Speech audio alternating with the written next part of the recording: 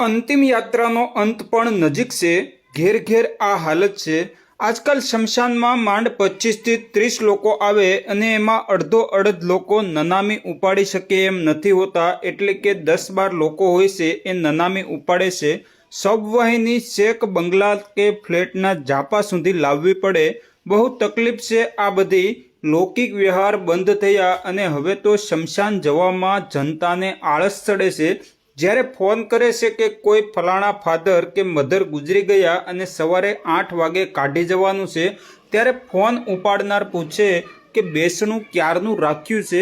સાથે રાત જાગવાવાળા અડોશ પડોશથી ચા પાણી અને નાસ્તો જમવાની વ્યવસ્થા કચ્છું જ નથી દેખાતું। સવારે 8 વાગે કાઢી જવાના હોય તો 7:45 વાગે થોડાક લોકો ભેગા થાય અને જેવા શબવાહિનીમાં મૃતદેહને મૂકે અને સ્વજન હાથ જોડે એટલે અડધી પબ્લિક ગાયબ અને શમશાનમાં ઇલેક્ટ્રિક ભઠ્ઠીમાં મૂક્યા પછી બીજી અડધી અને છેલ્લી અસ્થિ લેતી વખતે તો માંડ 5-7 જણા જ ઊભા હોય। શમશાનેથી ઘેર આવી અને કોગળા કરી મોઢું ધોઈને પછી ઘરમાં જુઓ તો 5-7 જણા માંડ બચ્યા હોય। કોણ જમાડે એમને? કોણ આખી રાતના ઉજાગરાવાળાને અને સ્વજનને ગુમાવ્યાના આઘાતમાંથી બહાર લાવે?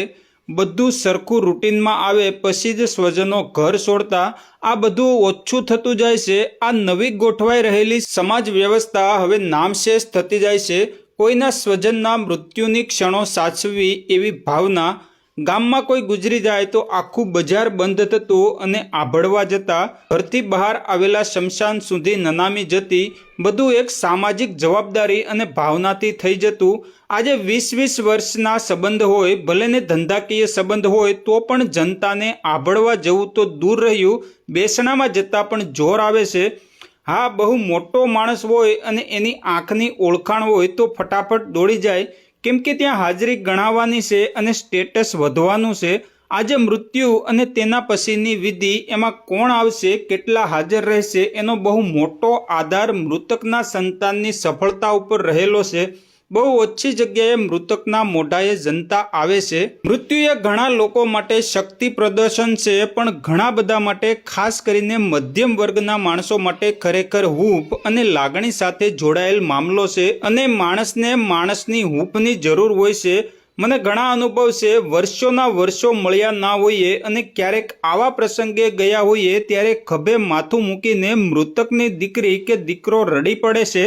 ક્યારેક ખાલી હાથ પકડીને ઊભા રહે। ફક્ત 2-5 મિનિટની આંખોથી થતી વાત, અરે ખાલી આપણી હાજરી કલેજાને ઠંડક આપે અને એ દુઃખની ઘડી કાપવામાં મોટો ફાળો આપી જાય છે। ફેસબુક અને વોટ્સએપની તો વાત જ નથી કરતો, એ તો હવે સર્વવિદિત હકીકત છે।